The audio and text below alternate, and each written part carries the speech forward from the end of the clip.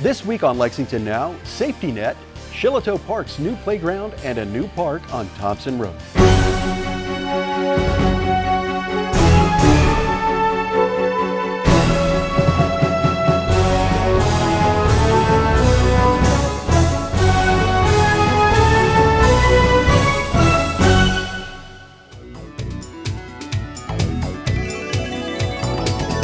Welcome to Lexington Now for the week of October 21st, 2019. I'm your host, Neil Noah, and we're glad you're here. While overall violent crime is down in Lexington, there has been an unfortunate uptick in gun-related violence, particularly among teens. A new initiative aims to stop the violence before it starts. It's called Safety Net. We are planning a new initiative to address violent crime, to attempt to reduce the potential for young people to fall into a life of violent crime. It's called Safety Net. Safety Net teams will work directly with high-risk households. Police will take a simple message into the neighborhoods. Risky, threatening behavior often leads to gun violence and even death. This is preventable, and it has to stop. We have the community resources to help, and Safety Net will bring them to our citizens. Members of the Safety Net teams will include police, social services, representatives of the faith community, and One Lexington. We are all in this together. We have been working on Safety Net initiative for several weeks now, and we hope to have it in place by the end of the year. Although violent crime is down in our city overall, shootings are up, and many involve our young people. Over the past several months, we have had several shootings involving our youth, and in the past few days, as most of you know, we have had homicides involving teenagers. With One Lexington, community policing, and federal, state, and local partners, we have several strong programs in place already that have made a difference, but now it's time to take the next step. We plan to start Safety Net by the end of this year. Safety Net is just our way of saying it's time for us to get off our bottoms and actually do something that matters. We all operate in our little silos. We all think we have our little niche carved out for us, but we all have to be involved in every aspect of this. And we've got people dying. And I can put people in jail. I can do that. But I'd rather not. I'd rather not go to the hospital to take reports. I'd rather not walk with the coroner up to somebody's house. What I want for this to stop. Safety Net will allow us to bring needed resources and answers to people who need it most, to people who are suffering. Sometimes people don't know what to do. And yeah, you can go on the internet or you can look at a piece of paper and it'll give you a list of services that are out there. But sometimes you need a face-to-face.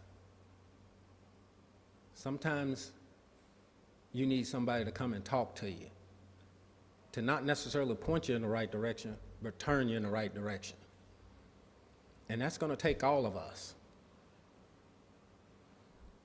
I don't know everything, but it's people in this room and people out there who know just about everything. And I have to quit sitting on information. I have to learn to share. And with my public safety partner, Sheriff Witt, the U.S. Attorney, Commonwealth Attorney, County Attorney, Fayette County Public Schools, we're used to sharing information. But now we have to be willing, when we see things that are wrong, that are going wrong, we have to be willing to step outside and bring other people in. And that means the community out there has to be willing to bring us stuff too. Anita Franklin says this all the time, you know, when she talks about the stop snitching culture. It's time for us to realize that silence leads to violence, and it's costing us lives, young lives, people who won't be able to attend their high school prom, people that won't get married, people that won't see their grandchildren. That's what it's costing us. So it's time to get up and do something. When we hear something or see something, we've got to say something. Not after it happens, but before. And that's what Safety Net is geared to do. It's when we recognize something, somebody needs something, we send it to their house. We send it to their front porch. We send it to their living room. We get in there and we work with them. And that's what we're here to do. We're here to work with our community because the community should work for each other to make sure we all survive and we all have happy and healthy lives. Shillito Park has had one of the most popular play spaces in Lexington's park system for decades, but the old playground had exceeded its life expectancy and has been replaced with a state-of-the-art facility. Here's how it was done. We have over 100 parks in Fayette County. We're really, really fortunate in that. A lot of communities do not have a lot of parks to serve their citizens. In Lexington, we're not afraid of hard work. When you put parks and volunteers together, it adds up to a great build for a playground.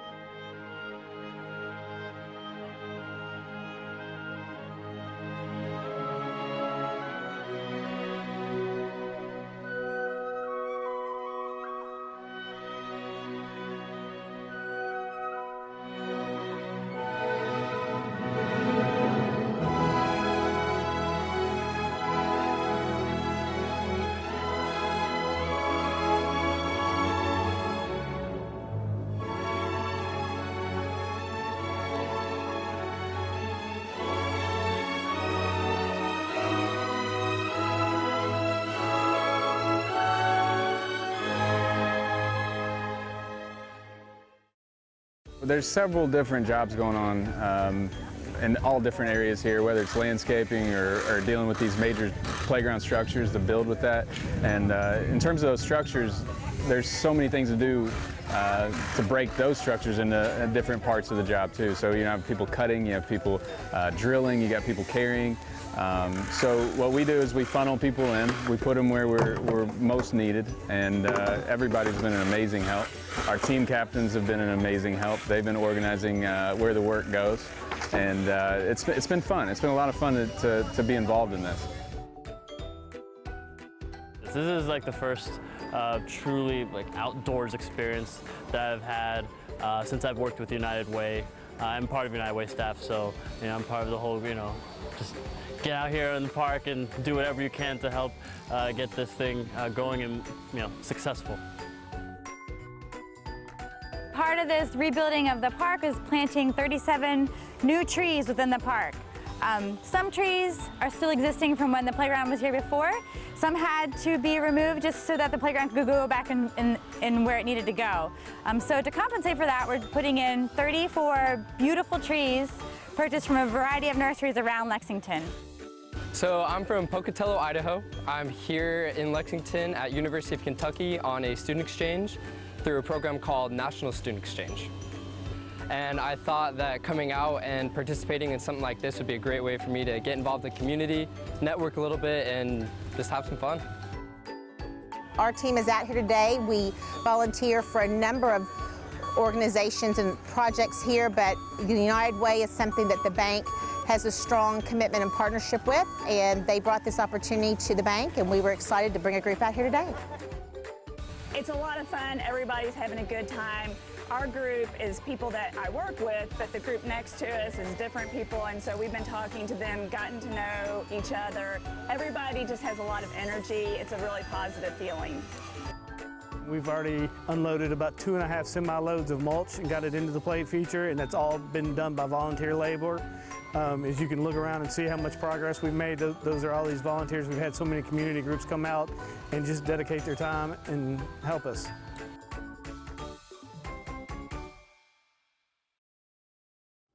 An army of volunteers donated 3,600 hours of work. Lexington is the kind of place where hundreds of people will show up for a playground build, and that is so exciting. There's a long list of local businesses that stepped up to help us bring this new playground to Lexington. They gave financial support, material donations, they fed and equipped our volunteers, and they gave labor. Together, the contributions of volunteers and businesses represent about $125,000. Over a period of 5 days, from sunrise to sunset, groups, individuals, moms, dads, children, grandparents, students, our parks and recreation staff, council members, thank you council members, police and fire personnel, fraternity brothers, scouts, and so many others worked tremendously hard to build an all-new accessible playground and to reflect upon this with great pride. From really day one of the planning, which was 18 months ago, we worked hand in hand, whether it was our folks in planning, project management, the maintenance team who were out here for many, many hours, weeks on end, planning and preparing this. Folks who work tools to hand out tools to those 800 volunteers. The parks team really gave it 110% every day to get this playground to where it is today. We'll do 3, 2, 1.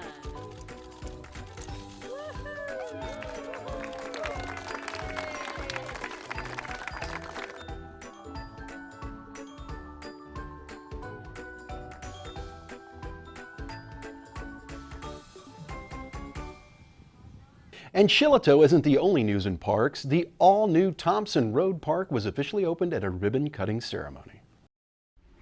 Good afternoon, everybody. Thank you all for joining us today and for being here. And I don't know who ordered this weather, but I had on my notes to say how thankful I was for good weather. Apparently, I ordered it by doing that. So I appreciate everybody bearing with us. We'll keep this pretty brief, especially with the rain starting to come in. Again, thank you all for being here today, and I did want to recognize that Councilmember Maloney is also joining us here. I appreciate you here, sir. Thank you. This park, the dedication of many over the years has helped make this renovation become a reality. It started with the persistence of few, which led to a park cleanup about 2 years ago, and now here we stand. With the revitalization of this community park, children for years will come to have a place to spend their free time, to play, to grow, and to feel safe. Now, without further ado, I'd like to introduce Mayor Gordon. So this afternoon, we're reopening a renovated Thompson Rd Park, and we have over 100 parks in Fayette County, and each and every one of them is important to our citizens. Like many of our parks, Thompson Rd is a neighborhood park.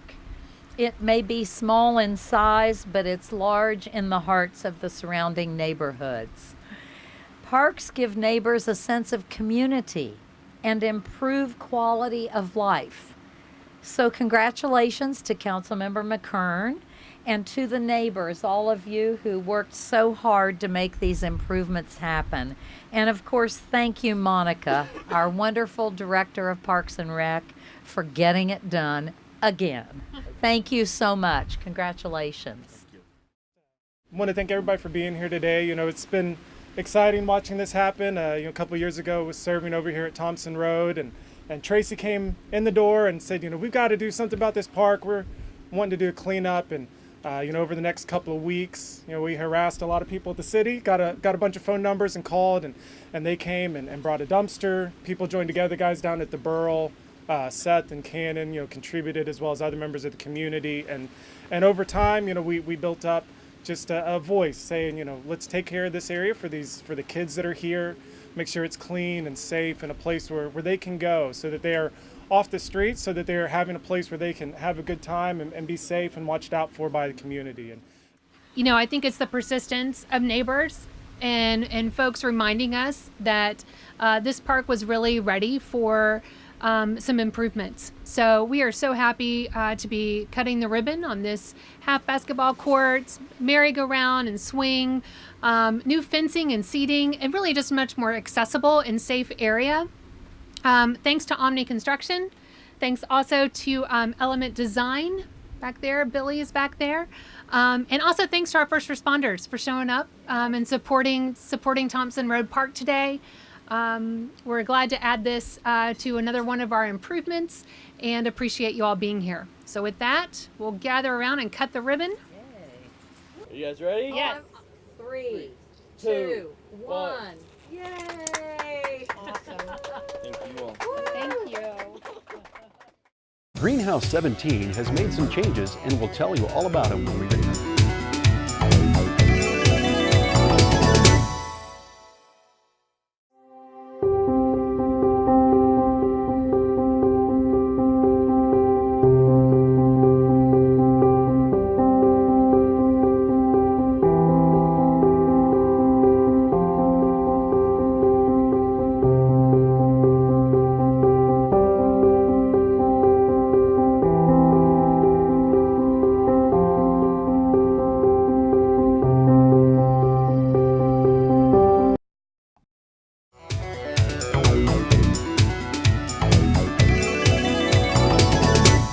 Welcome back to Lexington Now. Greenhouse 17 is a place of refuge for victims of intimate partner abuse, offering a wide array of supportive services for both victims and their families. We were there as Mayor Gorton and others rededicated the newly renovated space. I'm Derek Cole. I'm the president of the board of directors for Greenhouse 17, and just want to say thank you. Thank you for coming out for this rededication ceremony. We're obviously very excited. If you haven't had an opportunity to look at the shelter, it's just simply beautiful. It's always been a safe environment for the residents who unfortunately have to spend some time here, but I think now it's also even more beautiful. It's even more uplifting, gives these folks a little bit more hope as they go off into the future. This farm is recognized around the world as a model of healing. It is also a place that helps survivors take the next steps, providing work experience and teaching small business skills. Today, Greenhouse 17 takes a huge leap forward. This shelter can now accommodate more survivors of intimate partner abuse. It offers improved safety. It upgrades shared spaces and provides more efficient staff workspace, which is necessary. And the city is so proud to be a partner in this. We are happy that we could provide funding through a federal grant. There's a great need for Greenhouse 17, and it's important to make sure everyone understands just how serious the problem of intimate partner violence is. 1 in 4 women, let me say that again, 1 in 4 women experience violence committed by an intimate partner in their lifetime. That's a huge number. More than 3 women in the U.S. are killed by an intimate partner every single day. And Kentucky has the highest rate of stalking in the country. Darlene and everyone at Greenhouse 17 are working every day to change those numbers. And I just offer you my warmest, heartfelt congratulations. I'm really proud of the work that goes on here for our community. You save lives, you change lives forever, and we are just so thrilled that Greenhouse 17 is here and offer our great congratulations. Thanks for all your hard work. Sometimes you have a hard time seeing what the possibilities are because you're so wrapped up in what is. And so we came to this building every day. This is how we did. Crisis office was over here. AO2 room was here. Another room, you know, all the rooms were the way they were. It's how the building was designed. And we settled into it and made it a home. And here came this set of eyes who said, wait a minute. And they listened and they heard survivors and they heard us and they paid attention to the movement of the building and the feel of the building and the feel of the grounds. And the next thing you know, they come back to this plan that I could have never seen in a million years because I was too ingrained in what we had, right? But I had to be open to the possibilities. And just like survivors, you get ingrained in what you know, what has been, that you forget or sometimes have a hard time seeing the possibilities of what can happen if we just rethink, if we refeel, if we reach for help, if we ask for support and resources. You know, the mayor, the city council, everybody had to come to the table to make this happen. And that's true for survivors. For survivors to find their way, even when they're not sure of the possibilities. What they need is a community of hope. What they need are people around them telling them that they are worthy and capable and there's another way to vision your life. And that's exactly what happened here today. That's what we're celebrating this morning, is this sense. As we mirror the survivors that we serve, it is truly the community who continues to value and invest and tell survivors that they are worthy every day. 1, 2, 3. Wait a minute. BCTC has undergone a major upgrade to its facilities in the last several years, and the new Newtown Campus Hub, to be known as The Den, is the latest addition, opening in 2021. Well, thank you all so much for coming. I truly appreciate you sacrificing your time this morning to join us on this great day. Even though it's so cold, you all still made it, so thank you. Today's groundbreaking marks the commencement of, it's going to take the renovation of an existing 10,000 square foot structure, an addition of 9,500 square foot structure for our new intake service for students. Once complete, this will be a one-stop shop for our students, where students can come and get all their intake function done under the same roof. By putting our resources under one roof, we believe we will better serve our students. And as you know, at BCTC, my team will tell you it's student first. Everything we do is around student. And if it doesn't serve student, let's not do it. As many of you may know, the city helped broker the creation of this campus. I was a council member at the time, and I remember the excitement of all the possibilities we could see. I have a personal history here. As many of you know, I'm a registered nurse, and I did my psychiatric training here in the early 1970s. And we were young and scared to death to go through the basement of that old building, which still, unfortunately, or, you know, historically had the shackles on the walls. And my other piece of history with BCTC is I really appreciated the historical view of the types of students who attend BCTC.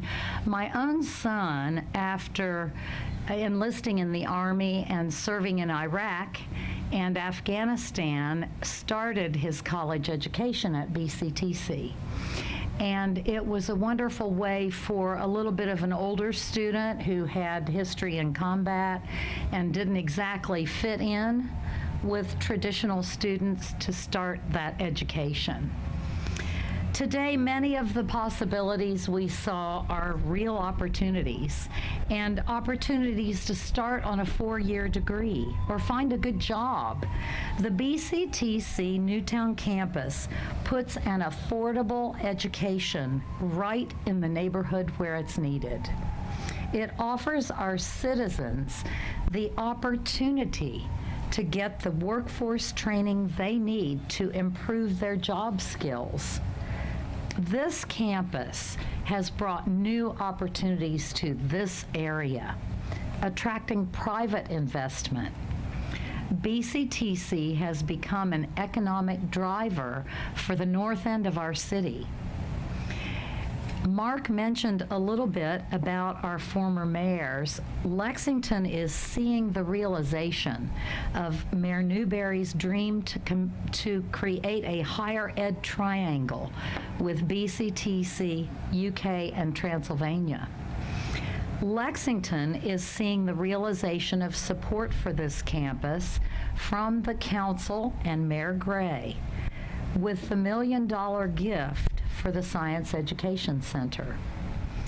And I am predicting that this partnership between BCTC and Lexington will grow and continue and bring more opportunity to our citizens, particularly in this end of our community.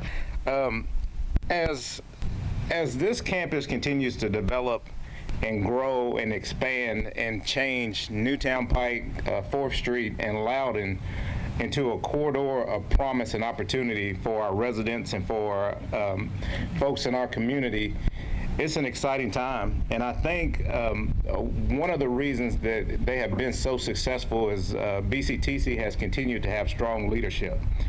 From Dr. Julian to now Dr. Ocampo, and then also Sheila Simpson, who has a long time been a face of the university out in the community.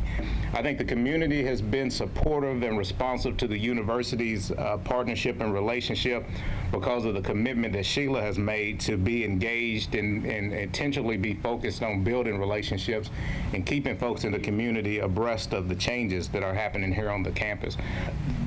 There's a lot taking place here at the university. I think there's a lot in store for the future of this campus, and I'm excited to see what Dr. Ocampo has in store and look forward to our continued partnership. Thank you.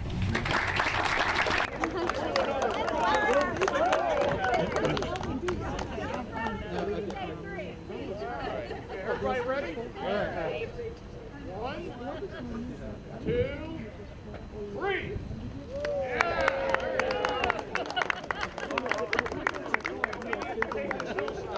The Kentucky Theater is hosting Halloweek, a week-long festival of classic and contemporary horror movies starting Friday the 25th. Our own Brett Smith played horror movie trivia with the Kentucky's manager, Fred Mills. Hey Neil, I'm next door at the historic Kentucky Theater, and I'm here with manager Fred Mills, and we're going to talk about Halloweek. So what movies are you showing this year, and how did you choose them? Well, I guess we tagged October the 25th through the 31st as Halloweek, and it's a little bit different this year. We have 9 movies, beginning with, if you will, a trilogy with Evil Dead 2, and Army of Darkness. Let's talk about how of course, all of those starring Bruce Campbell. Some of the other films date back to 1974 with Black Christmas and continue through 2019 with Midsummer. To mention a couple of the other films, we've got Bubba Hotep, Videodrome, and also in this mix we can't forget about Rocky Horror Picture Show. And our big weekend, Halloween Masquerade, is on Friday and Saturday, the 25th and 26th at midnight. And we've also added a 9:30 showing on Saturday for those folks that don't want to stay up too late. Where can people go to get showtimes and more information? Well, I think probably for these, the Kentucky Theater website, kentuckytheater.com, or We have schedules that are available at the front of the theater that you can stop by and pick one up. Alrighty, so are you ready to play How a Week movie trivia? Oh, I don't know about that. I'm not too good at trivia, but and especially I don't see that many films, so. I kind of only brought trivia questions. Do you want to give it a shot and see how it goes? Let's do it. Let's do it. Alrighty, can we get a minute on the clock? Okay, in 3, 2, 1, go. In the movie Black Christmas, what is supposedly the name of the killer? Billy? Yes. In Videodrome, the singer of what band plays radio host Nikki Brand? It's Blondie. Yes. Also in Videodrome, what real-life figure is the character Professor Brian Oblivion based on? Marshall McLuhan? Yes. What actor married to actress PJ Soles at the time was offered the role of Bob in Halloween and passed? Dennis Quaid. Yes. Well, whose face is the iconic Michael Myers mask modeled after? This was William Shatner. Yes. The director of Black Christmas went on to direct what other iconic Christmas movie? Oh, A Christmas Story. Yes. The writer and director of Midsommar said the plot of Midsommar was inspired by what event? A Bad Breakup? Yes. What was the original title of the movie Army of Darkness? A Devil Dead. Yes. What name did director Sam Raimi give to replacement actors with disguised appearances standing in for other actors in a movie? Fake Shimps. Yes. Marilyn. Time? Okay. I thought you said you weren't a big movie guy. Well, really, I'm not. I try to pop in and see a little bit of each movie that we show weekly. Okay, fair enough. Well, thanks for having us. And be sure to check out the Kentucky Theater's website for showtimes and more information on this year's How a Week. There's a busy slate of Lex TV meeting coverage this week, and Chris Edwards fills us in. Thanks, Neil. On Monday of this week, there was a special Planning Commission meeting with the only agenda item being accessory dwelling units, or ADUs. If you missed the ADU meeting's live coverage, you can watch it anytime on the Lex TV archives at lexingtonky.gov/LexTV. Or you can catch the replay this Saturday at 1 p.m. here on Lex TV. On Tuesday, October 22nd, Lex TV will bring you the Council's Environmental Quality and Public Works Committee meeting. During this meeting, there'll be presentations on Kentucky Utilities LED streetlight program, an update on the city's pavement management plan, another presentation on the city's snow plan, and then finally a presentation on speed feedback signs. Speed feedback signs are those speed limit signs that show you your speed as you're driving past them. This type of speed limit sign is becoming very popular in neighborhoods with very busy streets. Then finally on Tuesday will be the Council's work session. Besides all the new business and budget amendment items, there will also be a presentation on the UK trunk sewer replacement for Bolivar, Winslow, and Euclid. On Wednesday, October 23rd at 5 p.m. will be the Board of Architectural Review. The Planning Commission meeting this Thursday will begin at the usual time of 1:30 and coverage will continue until the end of the meeting. However, if the Planning Commission meeting goes beyond the 6 p.m. start time of the Council meeting that night, that portion of the meeting will be preempted. One more important note on the Planning Commission meeting is that it will take place in the Phoenix Conference Room at 101 East Vine Street instead of the Government Center's Council Chambers. Neil, it's back to you. And that'll do it for this week, but as always, you can keep up with us on social media, check out the latest traffic updates on Twitter @LexRex, or catch our live traffic cams on lexingtonky.gov. For all of us at Lex TV, I'm Neil Noah, and that's it for now.